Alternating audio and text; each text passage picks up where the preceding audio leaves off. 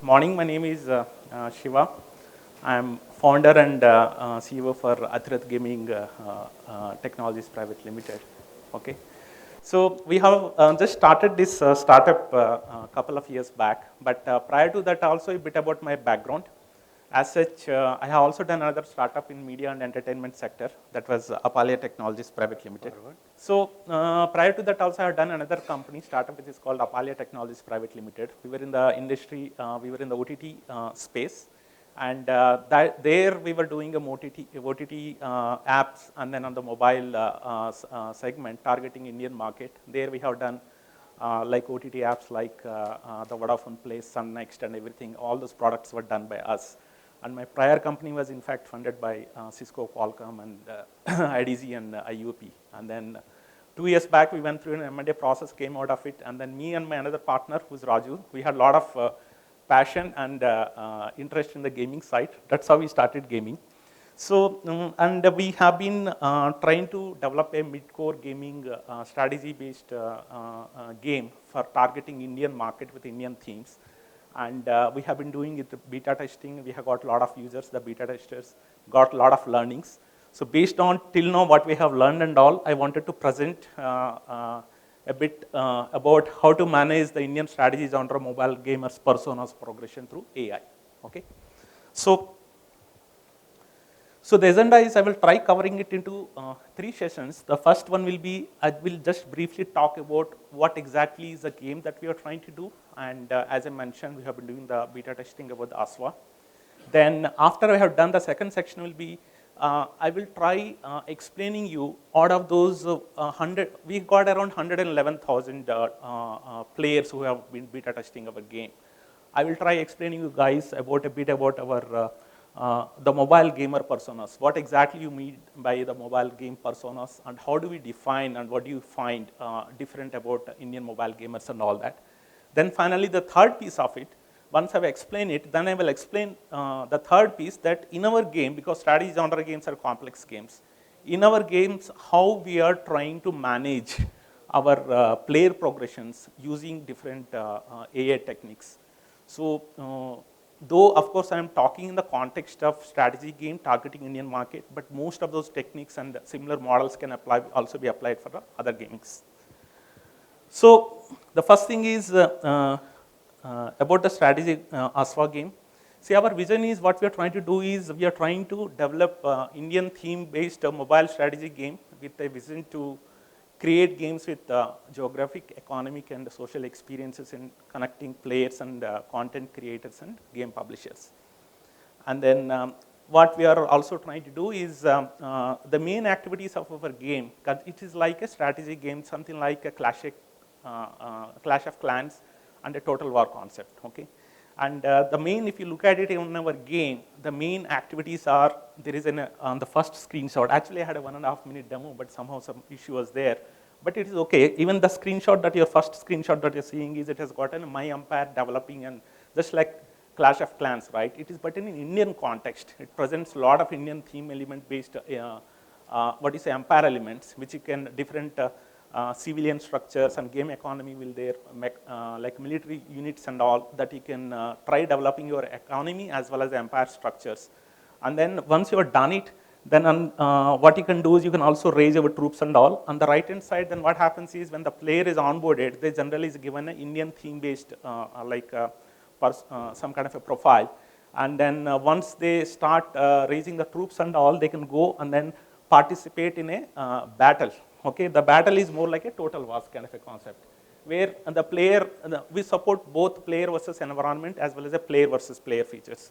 If you really look at the player versus player as well as player versus environment, you will have around 180 troops this side, and the opponent player also will be having 180 troops, and then you try controlling your units and then try winning the battle and all. That's the main basic concept of the whole game.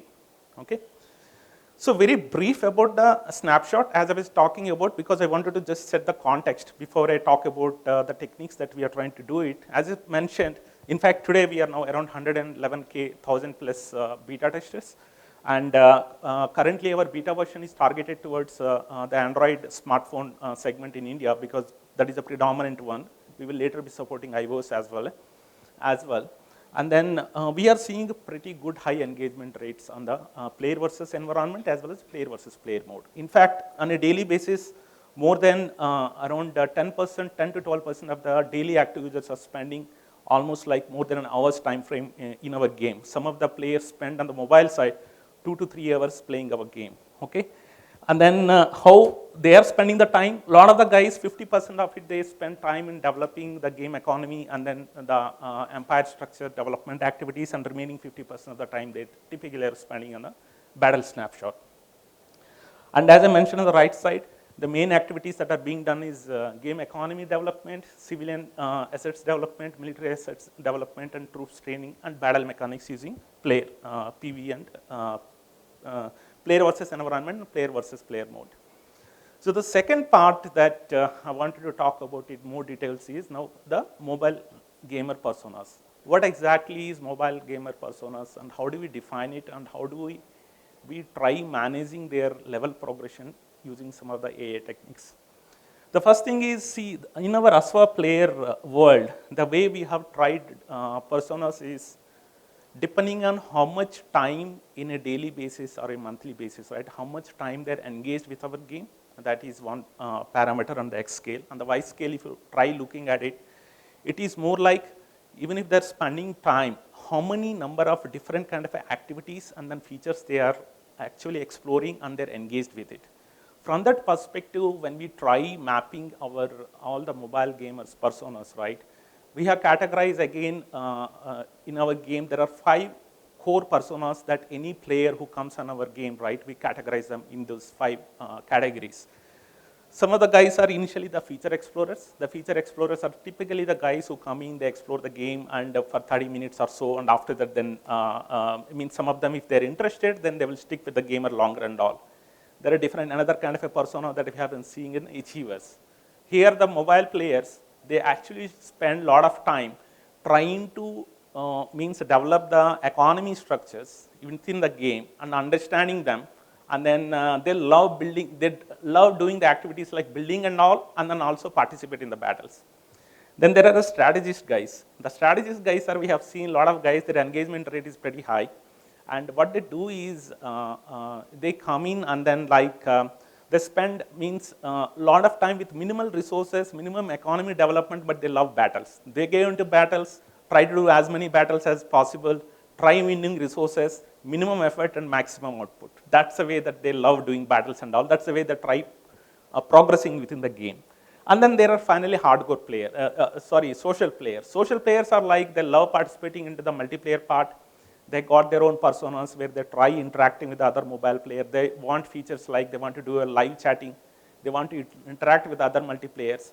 And then they also want to coordinate certain battle activities. And then also like they want to participate, they love participating into contests and others. And then also sharing their experiences and then trying to get, share their experience and invite their friends and all that. That's the kind of another persona that we have seen in the social players. Then finally, there are hardcore players. Hardcore players are, yes, they want to be like top of the leaderboards. They spend a lot of time. These are the guys, in fact, some of the guys on the mobile side, they spend almost like, our game is focused on the mobile side, okay?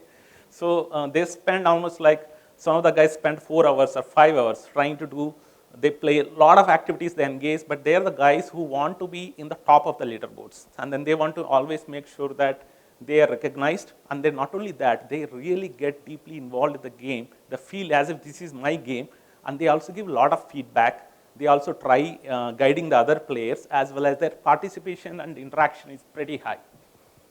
Okay, so just to explain that, as I was mentioning, this is the definition. That's how we define our mobile players. The features are, as I explained, they're trying to explore different features of the genre game, creating empires and all that. And then achievers are the guys who are primarily spending time and building the assets and all. Strategy guys are more like the warfare, and social players are a lot of interactions, and hardcore players are, they try to do all the activities. See, what we believe is, of course, our user base, that is the way we have categorized, but even I am sure that other genres as well as, in case you are having a bigger base and all, more or less those personas may match, or you may define your own personas. Okay, the thing is, okay, now I have defined the personas. The next set of challenge for us is that the first thing is how do we, any player who interacts with our game, right? How do you in the back end or whatever based on his interactions, right? How do you define and how do you bucket him in any specific persona?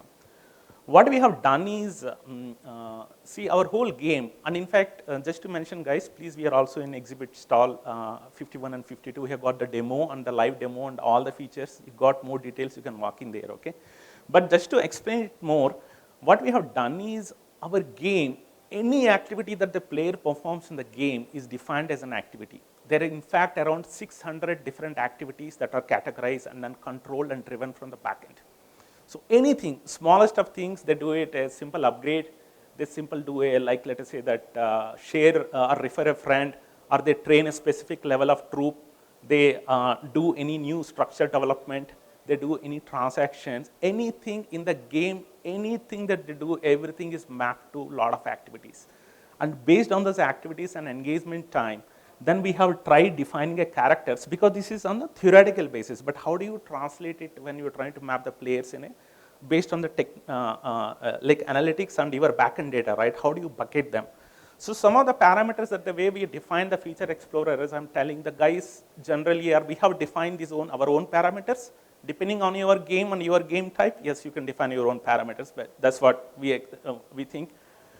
Player, the way we tried categorizing is the feature explorers are the guys who typically spend 0 to 30 minutes in our gameplay. A lot of them, they are like, just want to experience what this game is. They will explore all the games. They may be interested, continue, may drop out. The other thing is they spend almost, we have seen that they spend almost half the time in doing the My Empire building activities, and other is half the time, around 0 to 10 minutes, they sample the initial battles and all that. And then some people also do a sampling of the contest and multiplayer. But the number of activities, that what I have mentioned is the points, as I was mentioning, the activities that we have mapped out, for all the activities that they are done, we also assign certain activity points. So typically we have seen, we consolidated based on our game that there are around 4,800 or 5,000 activity points that these kind of gamers will typically be assigned. And then another factor is that we also measure is their empire value itself. What kind of structures they are having, how much asset value they are having. When you combine the total empire value on the inventory and the virtual economy gold coins they are having, what is their asset power, that also we try measuring. There will be typically, the asset power in our case is certain units which are around 0 to 400. And the number of, as I mentioned, the multiplayer contest and number of alliances is minimal.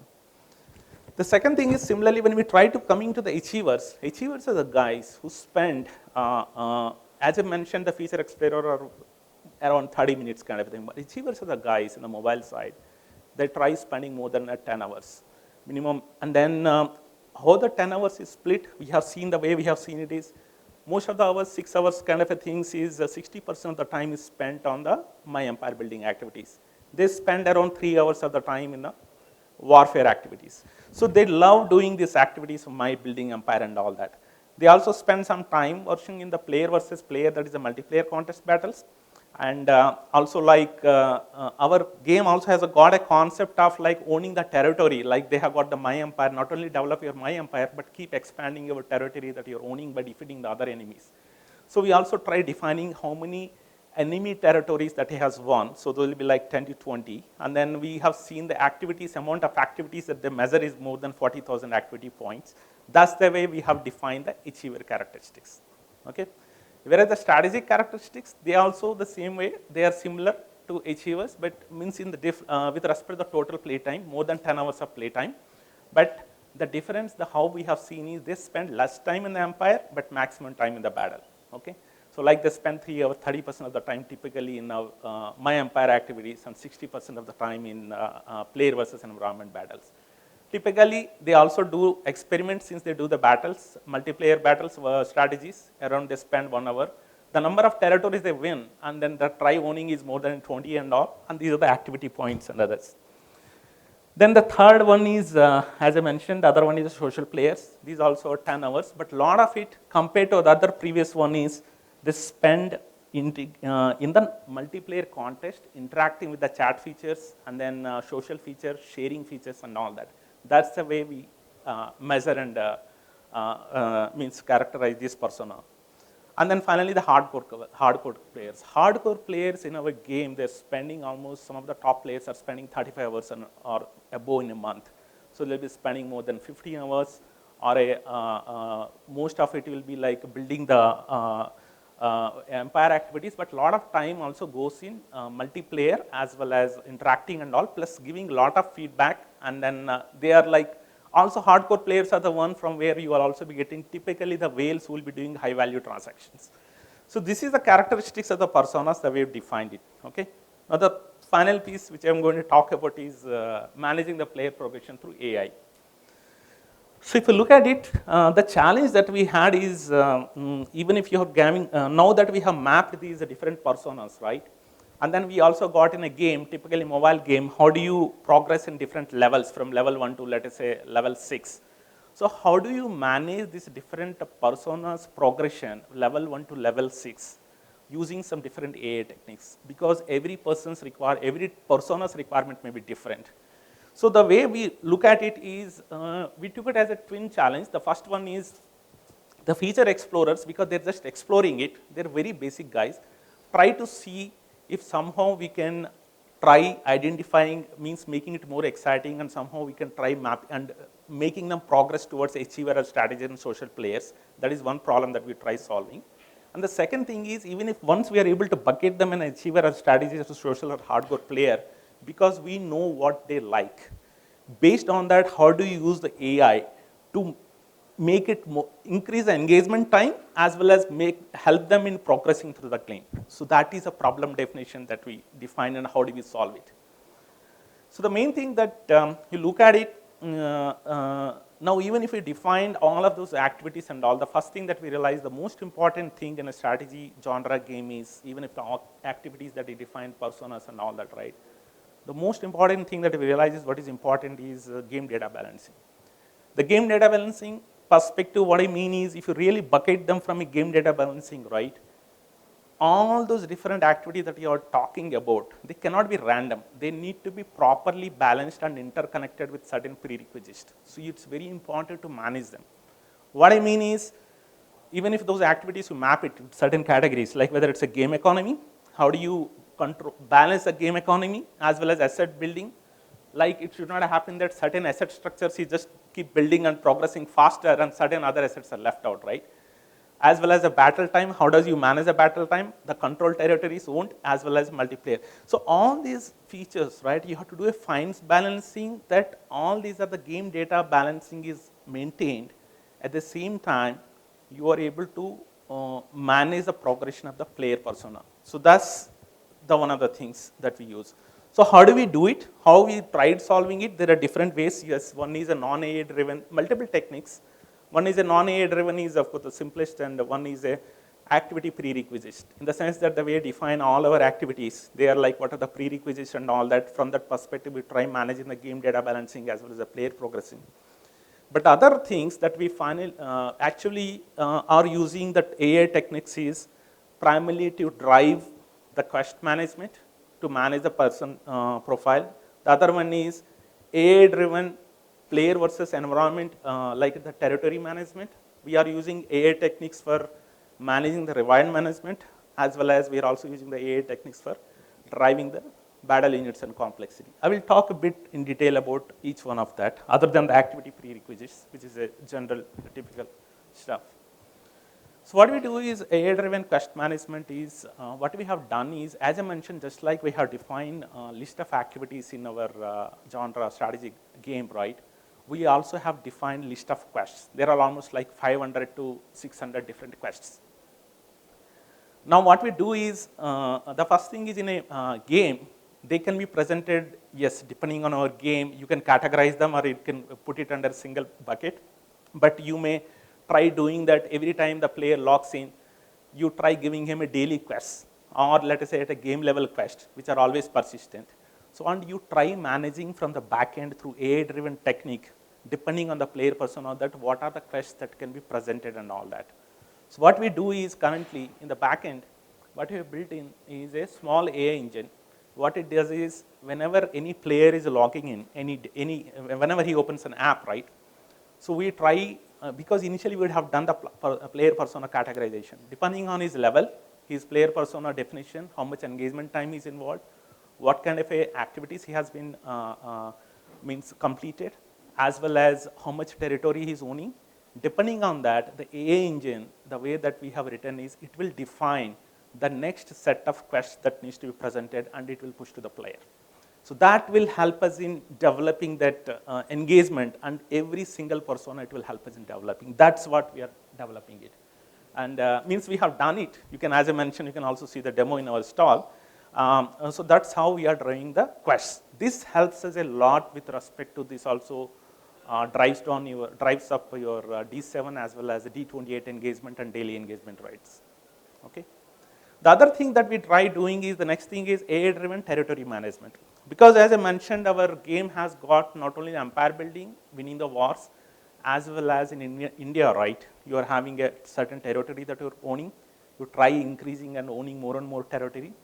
We also like now, and this is also one core aspect of the game, in the sense that we have to allow the player to progress, but also make sure that the player, when he is trying to win other territories, that it's interesting, and then we are controlling that aspect in a player versus environment, especially because the other side will be in AI. In case it's a player versus player, it's a very straightforward. It's a straightforward battle, and who won and who lost, it's purely based on the skill.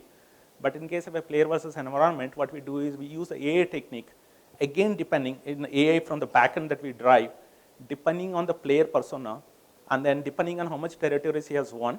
What we have tried defining is, okay, how does he means present the complexity of the enemy troops, and while he is progressing the AI territories, the bots also will be progressing. How will you manage the complexity? How you will present the challenge to him so that the interest of the player is maintained, and as he is progressing, he will also want definitely more and more better enemies. So we try defining the complexity of the player, like a simple, medium, and complex. Depending on it, we try presenting the enemy territories as well as the enemy units. And also like what kind of a battle rewards needs to be given. Again, depending on the persona. Certain personas may be having different, it will be interesting. They would love to have, for example, what I say, the strategist guys, right? It's very important for them to have the raw resources which will help him in training the troops faster and faster.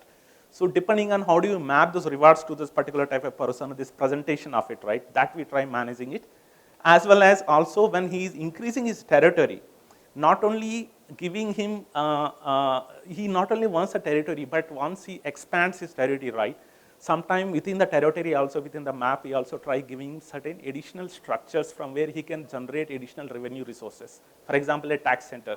So how do we manage, make sure that the AI tries making sure that those tax centers and all, when do you present it, and how much resources he can keep generating from them in case he's winning those territories, but at the same time, make sure that the game data balancing is maintained and without disrupting it. So that's another thing that the AI-driven module we are using for territory management. The third part of it is reward management. As I talked about, this is more like the AI-driven, as I said, depending on the player persona, on the context, what are the kind of resources that will be presented to him, activity-based rewards and the battle rewards, how do you manage it? Again, in the backend, the AI module defines it, and including the territory-based structures and game resources. Okay? And then this is the final slide I have got. Of course, after that we can have a lot of questions and answers. But and finally, the most important one is AI-driven battle units and complexity. See, the AI-driven, when we are trying to do a battle units and complexity, again there are a lot of sub-modules which from the backend we drive it. For example, how do you do the enemy troop? The AI engine will define, again based on the player persona and his progression and level. We try managing how does enemy troop selections complexity, because our battle has got like, we have got 180 troops this side and the enemy is present at 180. Different kind of a troop types, like a soldier troops, archers, then they're like spearmen, then horse units, elephant units, which have got, every unit has got its own strengths and weaknesses. So how do you manage that complexity? As well as once that is done and once the battle starts, while the player is deploying his units in a territory, how does the AI decide that, how does he deploy his resources? Just like in a chess. On his side, how does he define and how does he deploy it? That is managed through AI. The third thing is, once the deployment is done, the initial gaming strategy. Once a battle starts, right, you may decide that AI may sometimes decide that, okay, I will go for an offensive, or let me be defensive, or let me wait and watch. How does the decisions are taken? That is also controlled by an AI. And finally, once the battle starts, then dynamically during the battle time, how does the strategy is managed? Shall I change from offensive to defensive? Or again, shall I control, defend my commander, or shall I go for an all-out attack? Those are the kind of a dynamic troop unit positioning and movements are controlled. And finally, some of the other components that we are also trying to do is unit-to-unit level combat decisions. In the sense, as I mentioned, there are different kind of units. There are like soldiers, spearmen, some have got high defensive power, some have got high attack power, some have got high march speed, some have got a less march speed. Some of them got archer troops, which can be very vulnerable in a close combat, but from a distance when they are shooting, they can be very destructive because with the arrows and all, how they can take out the enemy territories. So how does the AI take a decision that in case it decides to destroy certain enemy troop units, based on what decision, how it will take, those are controlled through AI. And finally, the other piece is multiple terrain.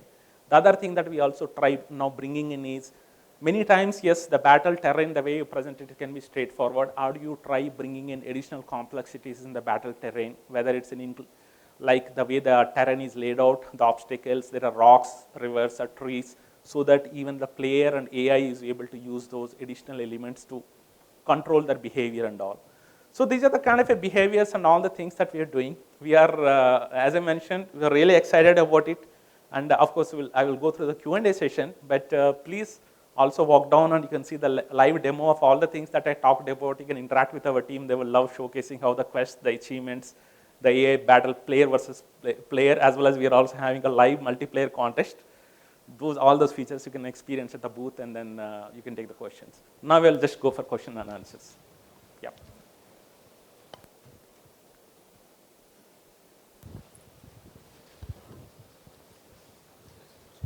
Hey, hi Shiva. This is awesome stuff, right? So I have a couple of questions. I'll start with when we talk about AI, this is machine learning, right? Yeah. Okay. Are you guys using MAB most of the time, or the other algos that you guys are using? Okay. See, as I mentioned, today we have got still very small sample data. It's 100,000 users. All the algorithms we have currently defined, it's where we are trying to seed this initial data. They're written and driving from the backend ourselves. As we build enough sample data and enough training data is available, then we'll move to sophisticated AI module, where based on the availability of the persona data and then this usage data, the AI engines can learn on their own go. So those professional tools will bring in later on. Currently, because we are operating at a scale of 1 to 100K. Okay. One more follow-up, and that's an awesome point that you brought up. Mm-hmm. I wanted to understand that you guys are also trying to have unsupervised learning to identify segments. I don't know if you have that bigger sample size, but are you guys planning to have that? Because whatever segmentation or personas that you guys have defined is assuming that those are based on surveys or some characteristics. Okay. See, initially when we launched the beta phase, this is based on the last 3 months of sampling of data that we have. It is based on, out of those 100,000 users, currently based on around 40,000 players interactions. So what we did is we collected the data, went through it, and then we tried defining generic personas. And then after that, we tried identifying what the 40,000 are doing and actually transition to the actual activities. The ones that I showed on the activities, they are based on the real facts for our game. And this not necessary that it may be for your game, because depending on your game, it may be different characteristics. Because our game has got there are 3 core elements. That is how you are developing your economy and empire. The second part is how much territory you are owning. Third part is how many battles you are participating and how you are interacting. And eventual thing is, of course, total play time and your progression. All these things you map down to the activities and all. We measured the data of the past 3 months. And as I mentioned, players, mobile players, we were surprised, but they do spend, some of them, they're very passionate. They spend 3 to 4 hours and all, because the Indian theme and the cultural identity that we give it to them, they love it. And I think that's where the pull is coming, but that's how we mapped it. Thanks a lot. I really love the details of the personas and how you have mapped it. So best of luck, by the way. Yeah. Thanks.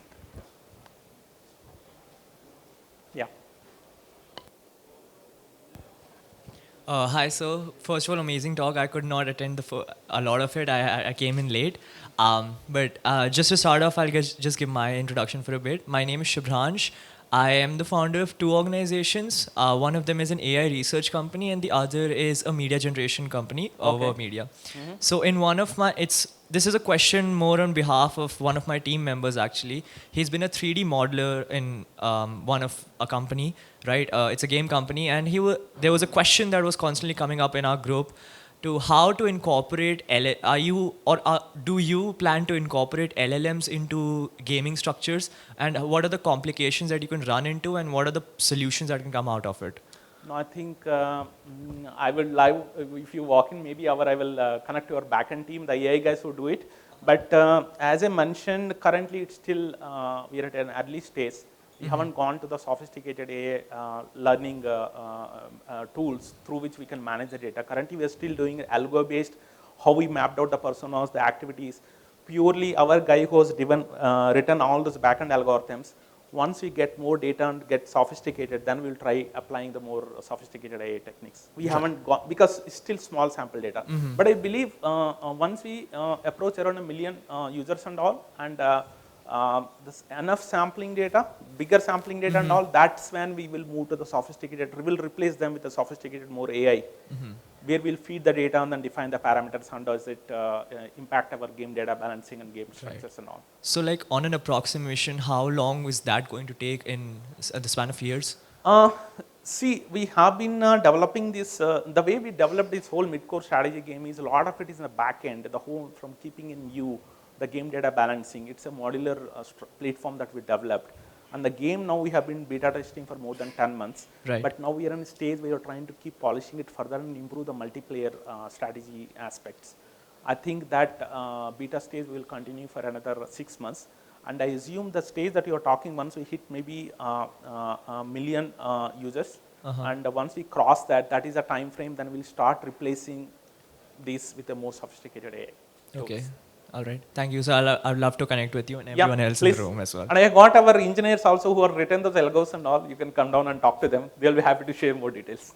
They're at the stall. Yeah, please. You have got some question? Yeah. Okay. Yeah, crazy stuff. I'm a Poof, I'm a game designer. So my question was related to game design. So by mapping the personas through AI, will you be planning to kind of increase the retention through the AI? So let's say there is a strategist he plays for like 3 hours. So will you through AI try to increase the retention time? Let's say 3 hours, 30 minutes, or something like that. Yeah, see, that is the main intention of it. Okay, the way we look at it now, how do we are mapping and trying to manage the retention, right? The first thing is, when you talk about the retention, it is D1, your D7, D28, and then D60 and D90, right? The D1, the most important thing what I have realized even in Indian context and all, right? The onboarding process is very, very critical. That is a step one. In fact, I think generally you will see, and it may the requirement for a casual game and hyper casual game may be different, but our strategy game is definitely complex. The concept that I'm explaining, you have to walk him through it, and then the player has to understand it. Okay. Typically, the step one we have seen is around we are able to hit around 70%. Till 70% means 30% of the people maybe they are the wrong guys who targeted through wrong campaigns and all, but the complexity of walking through, we have to make sure that it's really good. Try hitting. We are able to hit a rate of 70% by the time onboarding is completed. Once that is completed, then as I explained, the feature exploration happens. And even after that happens, now the next target for you is D1, right? So the D1 activity, you try doing it through multiple things. Of course, there is a daily rewards, but the main thing that is driven through is our AI-driven quest management system. So the AI engine knows he is a guy who just completed the onboarding. What are the number of quests that I can give it today? How many quests I do it and how many control it? You don't try to give it too many, and the quests also will categorize. Some quests related to the session, some empire structure building, some quests related to let him experience the social or multiplayer part of it, or so it will AI will decide and then will present those quests. And once he completes the quest, for every quest we also give him rewards. And every day then he get him used to that quest management system. Every day he comes in, new quests are presented. So what happens is the game also has got a feature like core loop and meta loop. Once he has experienced all the core loop features, then we try through quest system get him addicted to the meta loop feature, so that then eventually the D7 will go up. While the D7 and so initial class system you can manage till D7, but how do you then manage the D28? How do you drive the D60 and longer run? That's where this persona definition, mapping him based on the other player's behavior, those factors also needs to be fed in through the AI. That's how we try and manage. All right. Yeah, following up to that question, if you are like giving the type of persona what they want, let's say you're rewarding the strategist more so that they can go on battle and they'll keep winning more, wouldn't that affect the monetization in a bad way? No, see, at the end of the day, we are trying to define different rewards we can manage for different personas. But irrespective of that, the game data balancing also is another aspect where it is in our game, it is not that randomly the gold coins are defined and then upgrade times are defined or build times and requirements. Everything is interconnected. The whole model balancing in the backend is done. That the AI engine, we make sure that with respect to the player level, activity points and asset powers, those three aspects, and along with the player level, right, we control those. They are not going out of bonds. That's the way we try doing the game data balancing. Thank you very much. Okay, I know, maybe. Yeah. Hello. Yeah. So Shiva, first of all, great presentation, and I like that how you brought that Indian flavor into the games, and that's how as an end user I could connect to that game. I will definitely walk in your booth and experience that. My question is around the player-to-player Yeah. mode what you have. And you did speak about the social interactions through chat, what you have mentioned. Yeah. But as a battle game, if I'm playing with let's say my friend, I would like to see their reaction, how good I'm playing, how he's experiencing the move. So what are your thoughts about introducing a voice or a video layer on top of it, just to see that experience and how that will work? Okay, there are three things that with respect to you are doing in a multiplayer battle. One is in a multiplayer when it is happening, even if let us say in a multiplayer in the Indian context, right? The way our contest feature runs is some 40 to 50 players get into the map. They're given different umpires. They're fighting into a contest against each other. The chat window, right? All the 50 players can interact with each other. That is point number one. Point number two is that what we'll now next step we'll be doing is we will enable that in the voice local language aspect of it. Okay. And then the third thing is later on what we wanted to bring in a concept. We are now bringing in concept alliances. In a battle when you're participating currently it's 1 versus 1. But from my side, I can take 12 units and 180 troops. Later on, once we make it more interactive, the idea is that certain troop units, I will take my alliance partners along with me in the battle to fight the opposite guy. Those are the kind of features that we are trying to build in. So these are core 2 points. But at the same time, third thing is in our game, we also built a live stream features. In case a battle or something is happening, we can also live stream it. That app, so we have enabled it. We got a demo of the live stream option also. So we'll be happy to walk through. Yeah? Okay, last two questions, guys. Yeah? Can I? Yeah, please. Somebody asking? Okay. Yes. Yeah. Hello. Thanks for the presentation, first of all. I am Abhishek Vyas. I represent Reliance Games over I am here. You talked about quest management, you talked about territory management, you talked about rewards management. Correct. Yeah, definitely a lot of interesting points.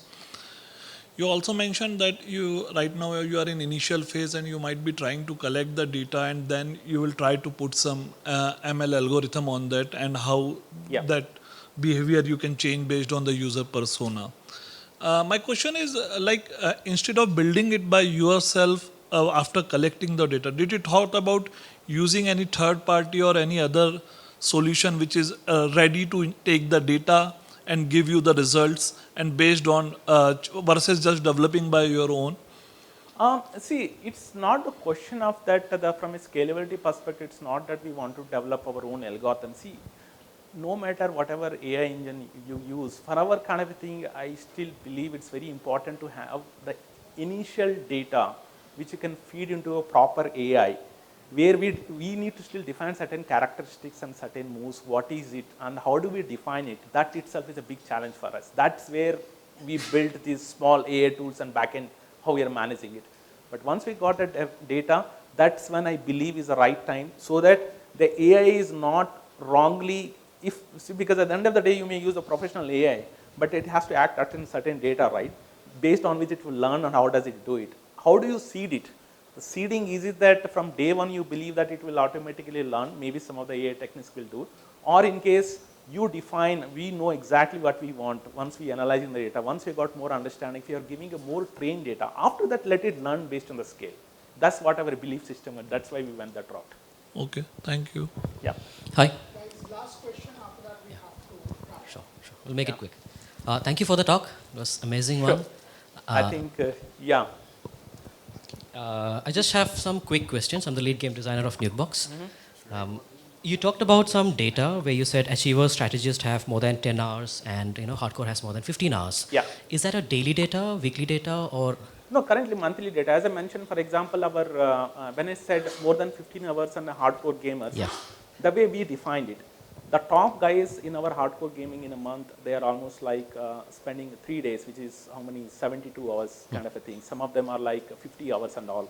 So more than the way we defined, see, based on our data, we defined hardcore gamers for us are the guys who are spending more than 15 hours in a month.